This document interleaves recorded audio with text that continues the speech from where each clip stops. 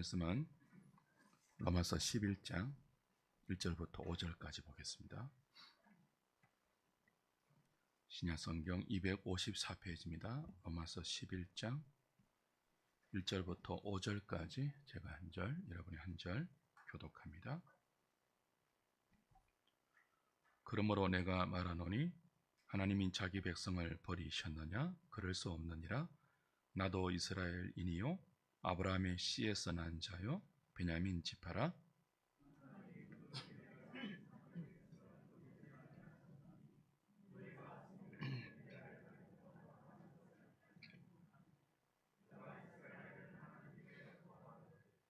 주여, 그들이 주의 선지자들을 죽였으며 주의 제단들을 헐어버렸고 나만 남았는데 내 목숨도 찾나이다 하니,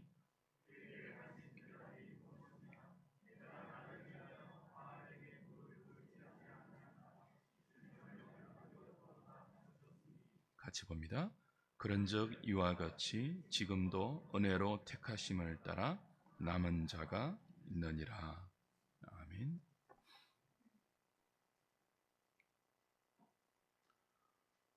로마서는 전반부와 후반부로 나누어져 있죠. 전반부를 좁게 보면 8장까지입니다.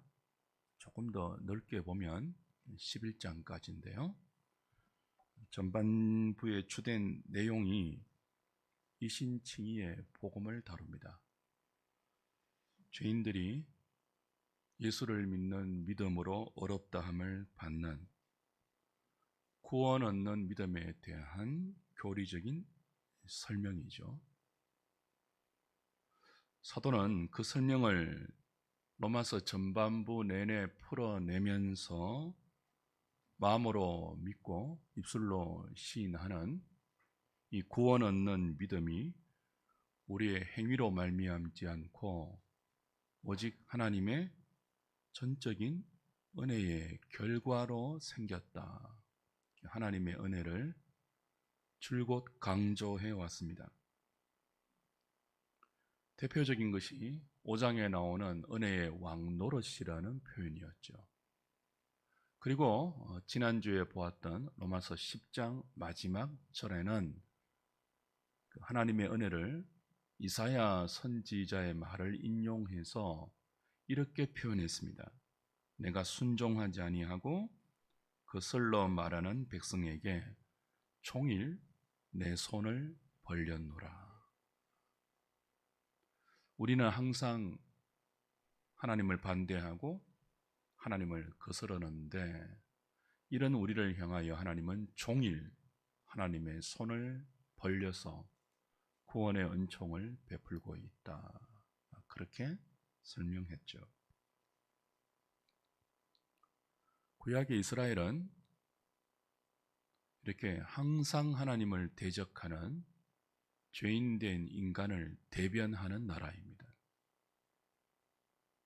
그들이 특별해서, 그들이 잘나서, 그들이 다른 민족보다 뛰어나서 선택하신 것이 아니라 모든 죄인된 인간을 대변하는 나라로 불렀어요.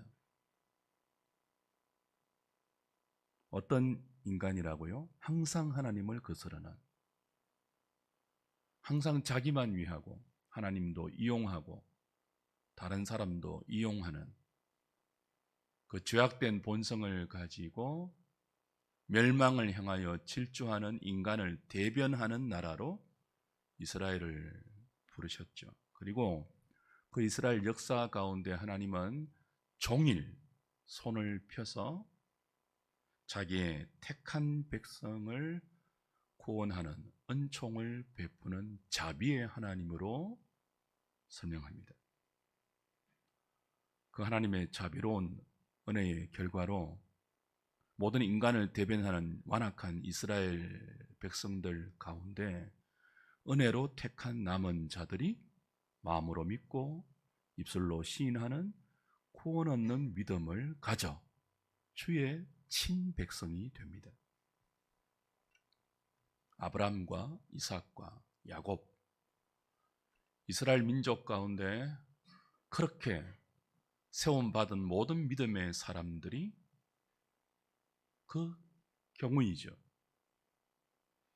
여기에는 유대인이나 이방인의 차별이 없습니다. 하나님께서 아브라함을 믿음의 조상으로 부를 때 내가 너를 복의 근원으로 삼겠다. 너를 저주하는 자에게는 내가 저주하고 너를 축복하는 자에게는 내가 복을 주겠다. 천하 만민이 너를 통하여서 복을 받게 하겠다. 천하 만민이 아브라함을 통해서 구원의 복을 받게 하겠대요. 여기에 유대인, 이방인, 민족적인 차별이나 인종의 어떤 구별이 없다고요. 아브라함을 부를 때부터 모든 하나님의 택한 백성들이 종일 손을 벌려서 믿음을 만들어내시는 하나님의 은총으로 구원받게 하나님이 계획하시고 그 계획을 역사 가운데 실행하셨어요. 출애굽할 때 유대인만 출애굽하지 않았죠. 그들과 함께 모든 잡족들이, 이방인들이 섞여서 출애굽을 했습니다. 누구든지 주의 이름을 구원을 받는다는 이 하나님의 구원 방식에는요, 차별이 없어요.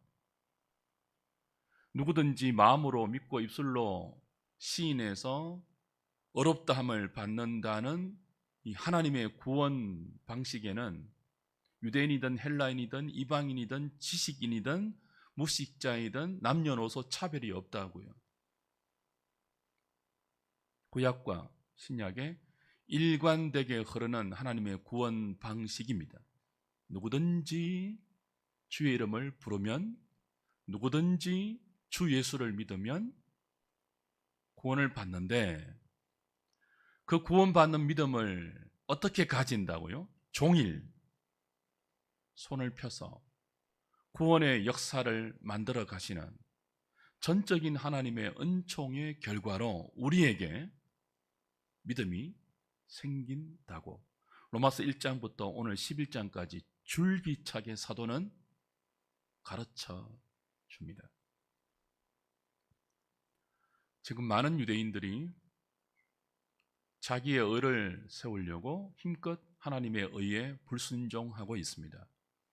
하나님을 반대하고 예수님을 거스르고 믿지 않고 있습니다.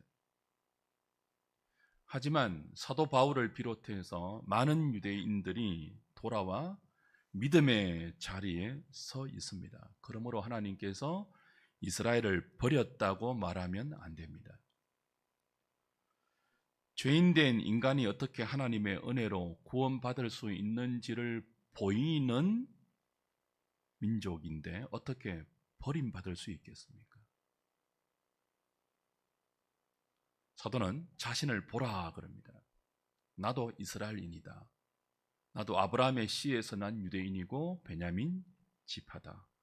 비록 과거에는 누구보다 예수 믿는 자를 핍박했고 교회를 대적하는 회방자요 포행자이었지만 종일 손을 벌려서 남은 자를 찾으시는 그 하나님의 자비와 긍휼의 은총 때문에 내가 부름을 입어 지금은 이방인의 사도로 일하고 있다. 나를 보라. 그러니 하나님은 이스라엘을 버린 것이 아니다.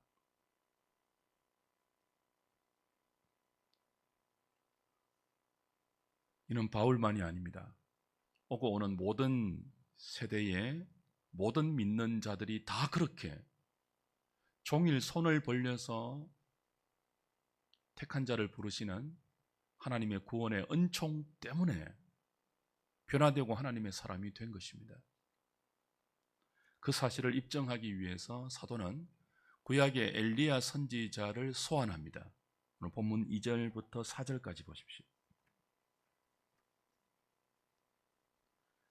하나님이 그 미리 아신 자기 백성을 버리지 아니하셨나니 너희가 성경이 엘리야를 가리켜 말한 것을 알지 못하느냐? 그가 이스라엘을 하나님께 고발하되 주여 그들이 주의 선지자들을 죽였으며 주의 제단들을 헐어버렸고 나만 남았는데 내 목숨도 찾나이다 하니 그에게 하신 대답이 무엇이냐? 내가 나를 위하여 바알에게 무릎을 꿇지 아니한 사람 7,000명을 남겨두었다 하셨으니. 엘리야가 하나님 앞에 자기 민족 이스라엘을 고발했습니다. 이들이 지금 다 하나님의 언약을 어기고 하나님을 떠나 우상을 섬기고 있습니다. 선지자들을 칼로 죽이고 나만 남았습니다. 내 목숨도 빼앗으려고 달려들기 때문에 내가 도망쳐서 여기 호렙산 굴까지 들어와 있습니다. 그런데 하나님은 왜 나를 도와주지 않습니까? 내가 하나님의 선지자인데 왜 여기까지 도망 오게 하십니까? 뭐 하고 계십니까? 그런 마음을 갖고 있었죠. 이런 엘리야에게 하나님이 어떻게 대답하십니까? 너 혼자 아니다. 내가 나를 위하여 남겨놓은 7,000명이 있다 그랬습니다. 7,000명은요 문자적인 숫자가 아니에요. 7은 완전수죠. 1000은 많음을 표현하는 구약의 대표적인 상징 숫자입니다. 아니 신약도 그래요. 계시록에 보면 믿는 자의 총수를 14만 4천이라고 했잖아요. 14만 4천, 144 곱하기 1000이거든요. 144는 구약의 12지파, 신약의 12사도를 곱한 거예요. 구약의 성도를 대표하는 12지파, 신약의 성도를 대표하는 12사도, 그들을 곱하니까 144가 되고 거기에 완전수 1000을 더하니까 14만 4천이 되었어요. 많다 그런 뜻입니다. 그러니까 하나님께서 엘리야에게 너만 남은 것 아니다. 내가 나를 위하여 7,000명을 남겨두었다라고 할 때 이 7,000명은요 많다 그런 뜻이에요. 네가 보기에는 너밖에 없는 것처럼 보이지만 충분히 많은 나의 백성을 내가 나를 위하여 남겨두었다 그래요. 그리고 너는 그 남은 7,000명을 위해서 내가 보내고 내가 세운 선지자 아니냐? 내가 보낸 곳에 있어야지 왜 여기 있느냐? 그렇게 말씀하세요. 지금 사도가 구약의 엘리야 선지자를 소환한 이유는 사실 5절 말씀을 하기 위해서예요. 10장 5절 다시 보십시오. 11장 5절. 그런즉 이와 같이 지금도 은혜로 택하심을 따라 남은 자가 있느니라.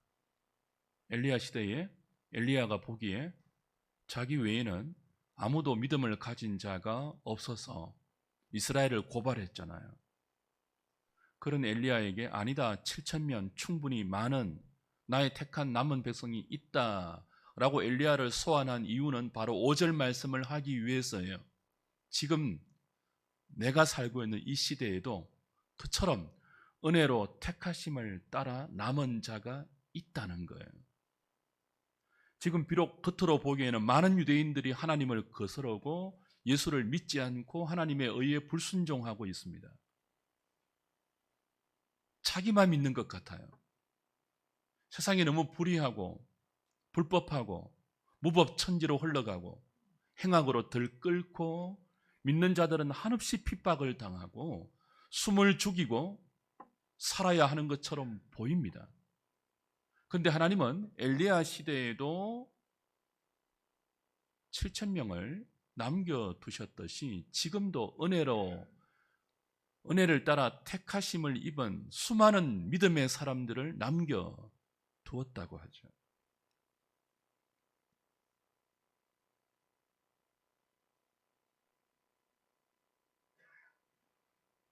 하나님께서 은혜로 택하신 남은 자들을 어떻게 부르십니까? 구원으로 종일 손을 벌려서 기다리고 용서하시고 가르치고 설득하시고 그 안에 마음으로 믿어 입술로 주를 그리스도와 하나님의 아들로 시인할 때까지 또 가르치고 또 설득하시고 어떻게 해요? 종일 손을 벌려서 구원을 만들어내고 있습니다. 이걸 조금 더 자세하게 확인하기 위해서는요, 사도 바울이 엘리야를 인용하고 있는 열왕기상 본문으로 좀 돌아가셔야 돼요. 열왕기상 19장 보십시오. 열왕기상 19장. 사무엘 상하 뒤에 열왕기상 19장 9절부터 보십시오.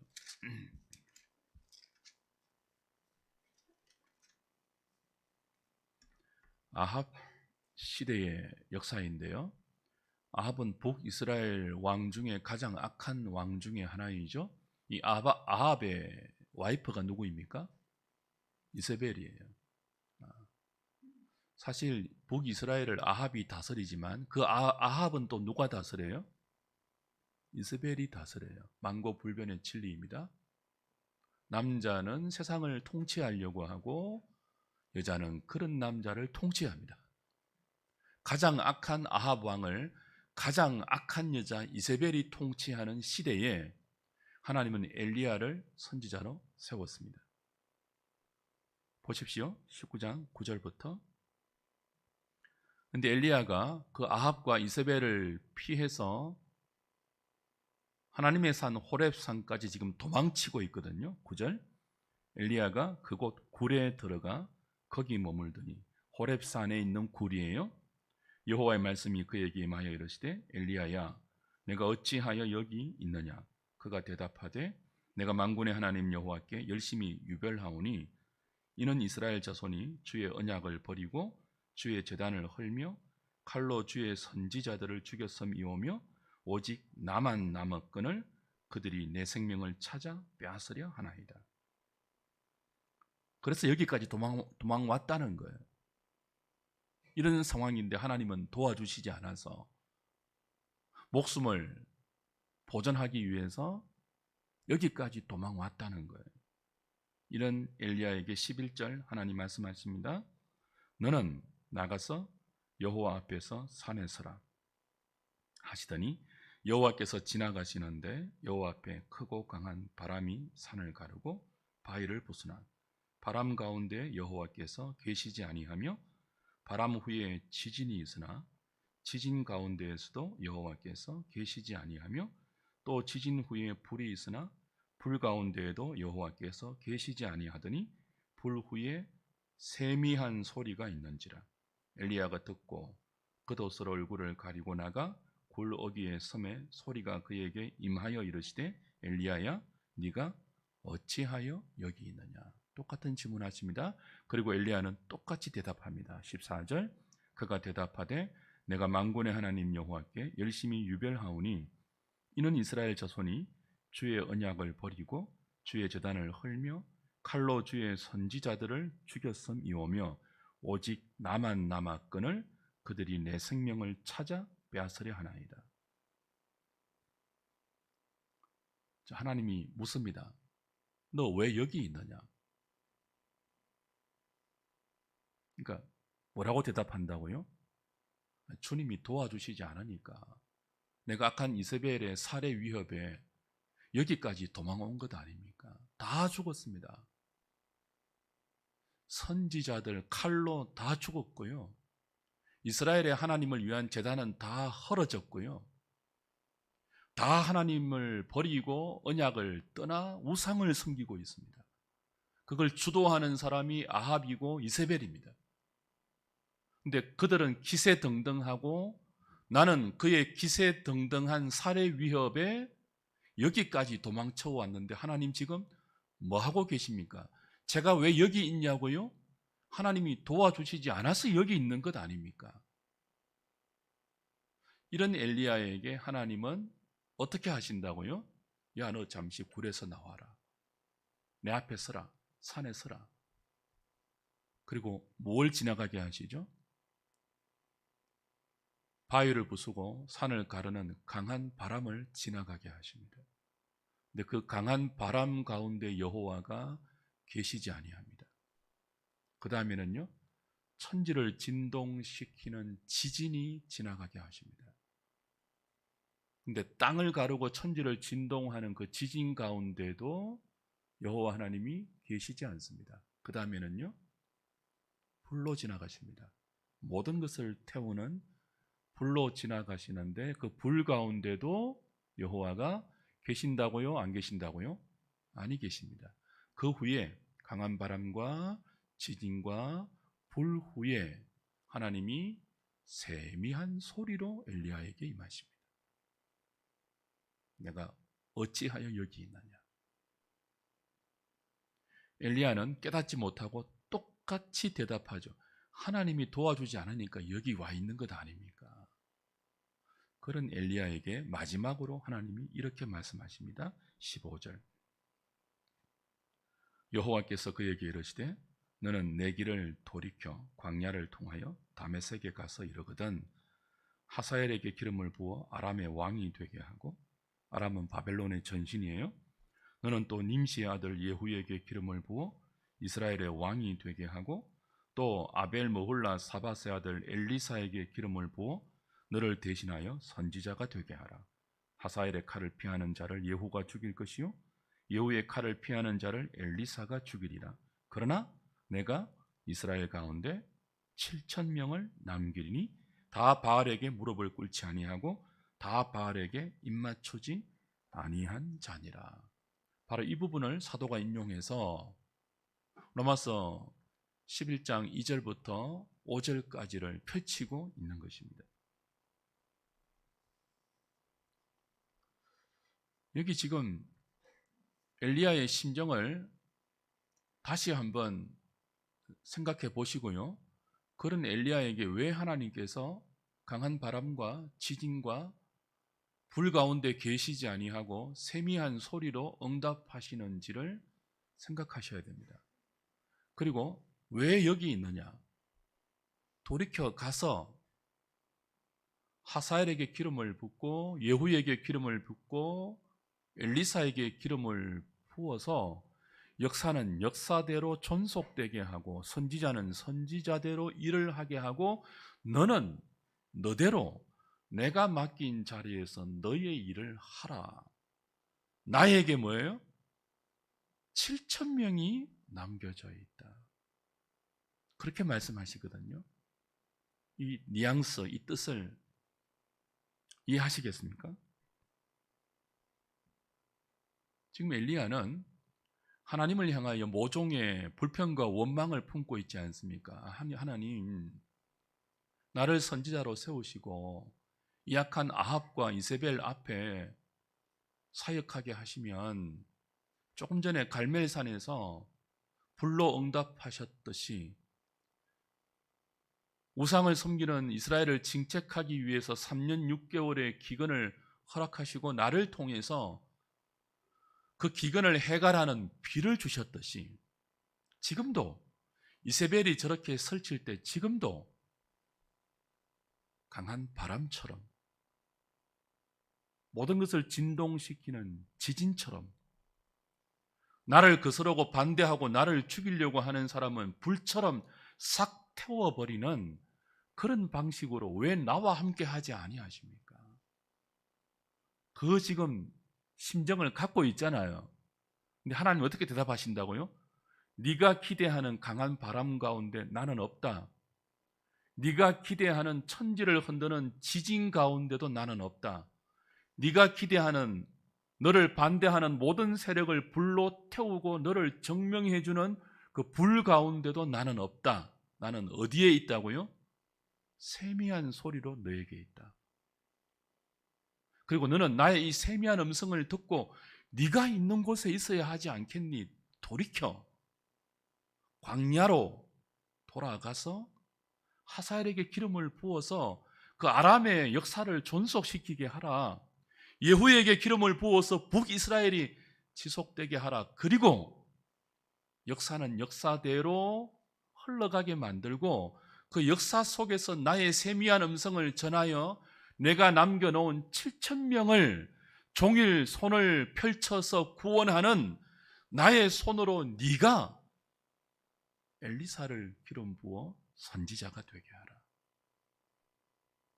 무슨 뜻이라고요? 지금은 불과 지진과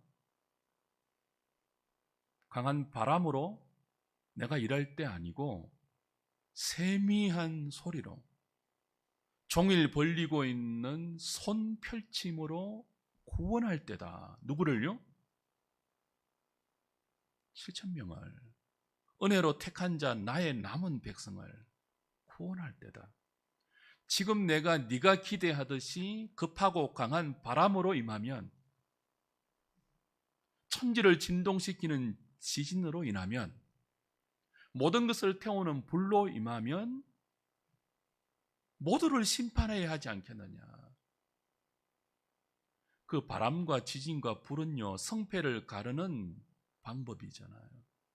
악을 분별하고 의를 인정하는 심판의 방식이잖아요. 지금은 하나님에게 그 심판의 때가 아니라 나의 남은 7,000명을 구원해야 하는 은혜의 날이라는 거예요. 어떻게 구원하시죠? 바람으로 구원 안 하세요. 지진으로 안 하세요. 불로 안 하신다고요. 세미한 소리로 하세요. 항상 거스르는 불순종하는 이 악한 인간들을 종일 손을 벌려서 기다리는 인내와 자비와 긍휼로 하신다고요.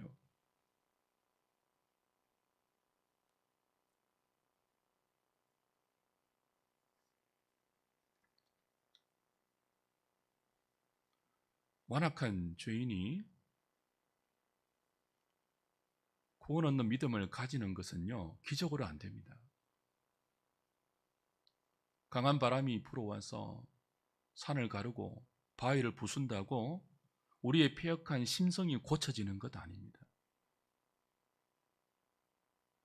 천지가 흔들리는 지진이 내 눈앞에서 일어나고 모든 것을 사르고 불태우는 불이 지나가서 하나님이 계시구나 하는 어떤 현상적인 체험이 너무나 선명하게 우리 앞에 펼쳐진다 해도요, 우리의 패역하고 부패하고 악한 심성이 고쳐져서 하나님께 회개하고 돌아오는 구원의 일은 일어나지 않아요.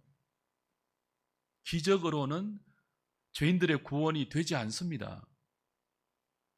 유대인들은 표적을 구하지만, 이방인들은 지식을 구하지만, 죄인된 인간의 구원은 표적으로 아니 되고 인간의 지식으로 아니 되어서 하나님께서 독생자를 육신으로 보내사 십자가에 못 박아 죽이는 대속으로 하신다고요.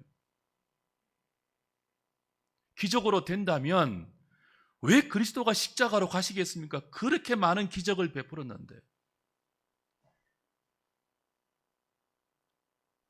애굽의 바로를 기억하십니까? 10가지 재앙을 보았잖아요. 10가지 기적을 보았잖아요. 근데 그가 회개하고 하나님 편 들던가요? 더 완악해지지 않았습니까? 지금 엘리야가 조금 전에 갈멜산에서 850명의 바알과 아세라 거짓 선지자와 믿음의 전투를 벌여서 그들을 다 죽이고 불로 임하신 하나님의 기적을 경험했잖아요. 아합이 그걸 보았어요. 그리고 아합이 자기 와이프 이스벨에게 그 일을 다 알려주었어요. 그들이 변합니까? 항복하던가요? 돌아오던가요? 회개하던가요? 아니요. 더 완악해졌죠. 엘리야 죽이려고 지금 살기등등하게 협박하고 그 협박에 엘리야가 놀라서 지금 도망쳐온 것 아닙니까? 그리고 하나님께 항의하고 있잖아요. 왜 급하고 강한 바람으로 저들을 부수지 않습니까? 왜 천지를 진동시키는 지진으로 저들을 놀래지 않습니까? 왜 모든 것을 불태우는 갈멜살의 불이 다시 임하지 않습니까?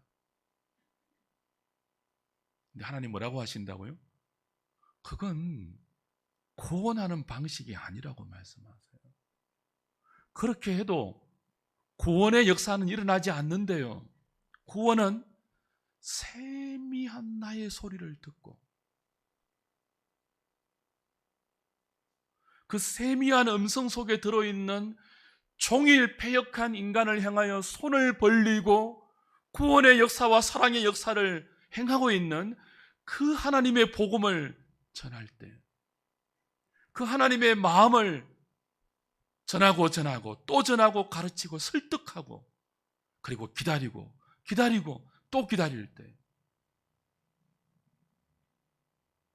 그 대속의 은혜를 깨닫고 내가 하나님의 아들을 죽인 내 눈앞에서 죽어서 제물로 바쳐지는 짐승들을 보면서 저 자리에 내가 있어야 한다는 것을 깨달은 나의 남은 7,000명, 나의 은혜로 택한 그들이 그런 방식으로 구원을 받지 바람과 지진과 불로는 나의 구원이 이루어지지 않는다. 그러니 내 구원이 이루어지는 그 현장, 완악한 백성들이 있는 그 현장에 내가 너를 세웠으니 그리로 가서 기름을 붓고 세울 자를 세우고 전할 것을 전하라. 그렇게 말하고 있는 거죠.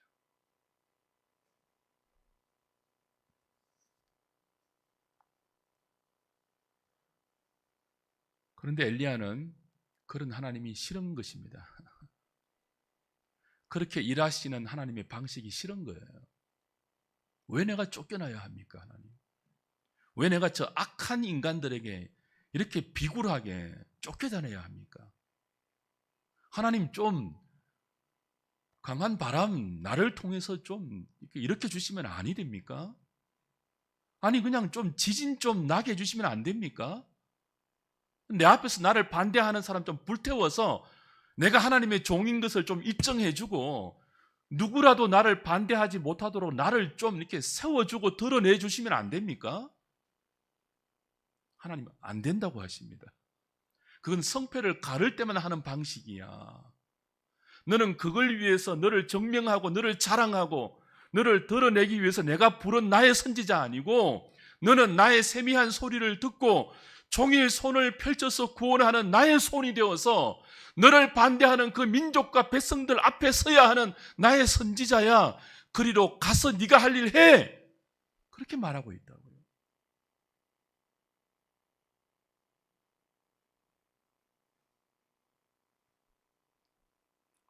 네가 그 자리에 있을 때 내가 은혜로 택한 나의 남은 7,000명 그들이 종일 손을 벌려 기다리고 있는 내 품에 돌아올 수 있단다. 너도 그렇게 돌아오지 않았니? 네가 뭐 선지자 될 자격이 있니? 네가 뭐 똑똑하냐? 유능하냐? 잘났냐? 특별하냐? 그렇지 않단다. 내가 너를 불러서 세웠고 택하여 나의 선지자로 보내어 종일 손을 벌리고 있는 나의 또 다른 손이 되게 한 것 모르겠니? 가렴 가서 내가 맡긴 기름 붓는 일을 하고 내가 맡긴 세미한 나의 소리를 전하는 일을 하고 종일 손을 펴서 기다리고 있는 나의 구원을 전하고 가르치고 설득하렴.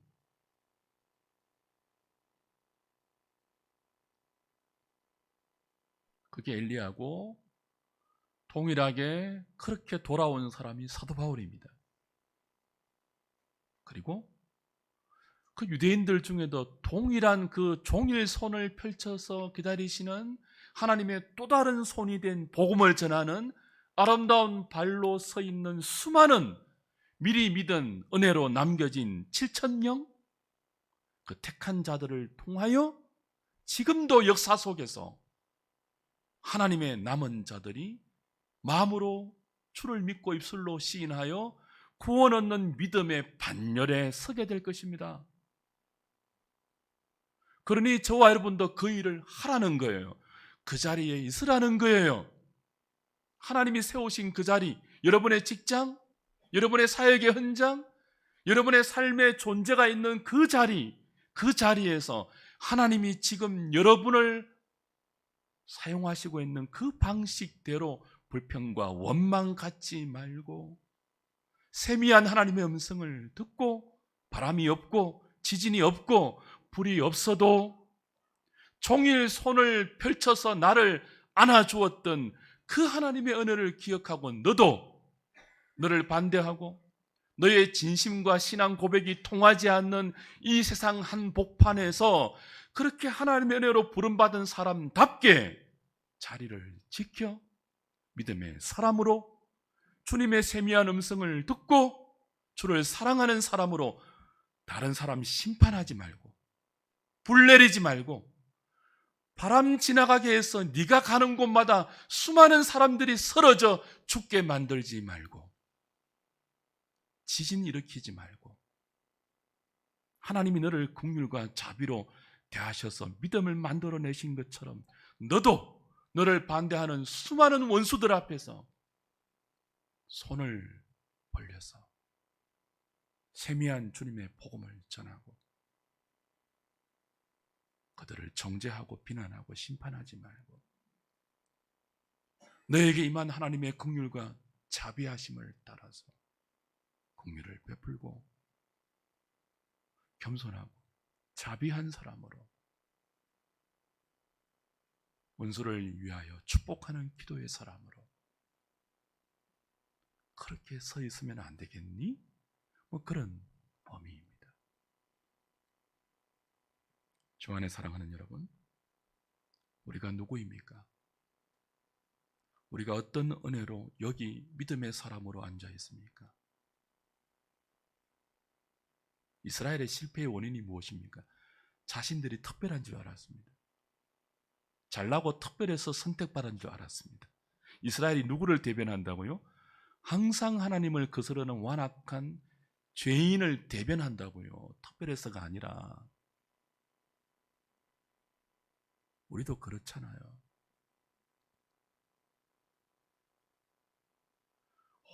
오직 은혜로 택하심을 입은 남은 자가 되어서 종일 손을 벌리는 하나님의 긍휼과 자비 때문에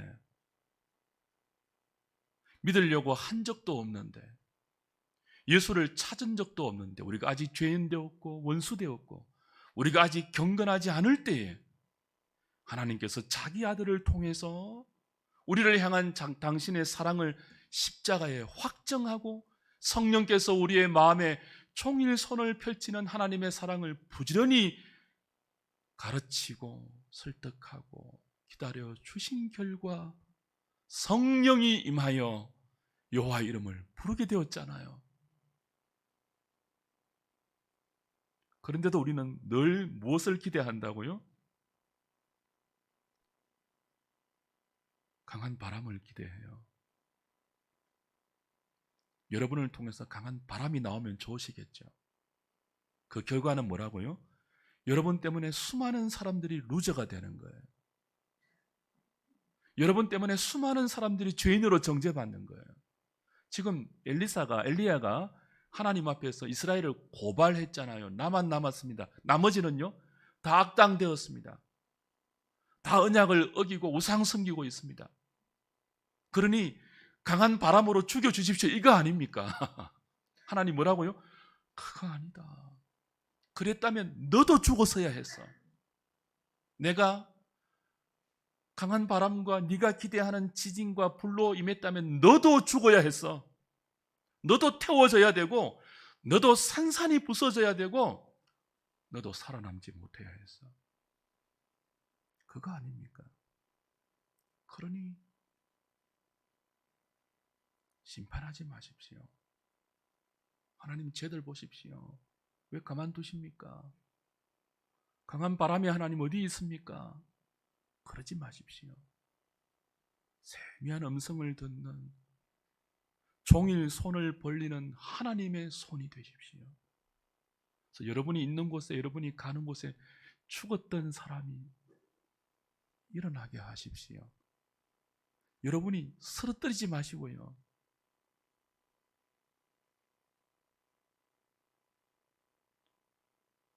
여러분이 존재하셔서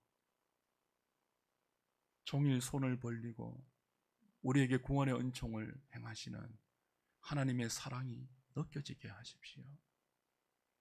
그걸 위해 우리는 이 시대의 선지자로, 하나님의 사람으로, 이 시대의 7,000명으로 미리 믿음을 허락받아 여기 하나님을 예배하고 주의 이름으로 기도하면서 살아계신 하나님의 자비와 은총을 지금도 생명으로 누리면서 역사 가운데 존재하고 있는 것입니다. 세상은 주님 오실 때까지 더 좋아지지 않습니다. 경제는, 사회는, 문화는, 모든 인간이 살아가는 활동 반경의 모든 영역은 날이 갈수록 더 유토피아가 되지 않습니다. 더 나빠질 것입니다. 기대하셔도 좋습니다.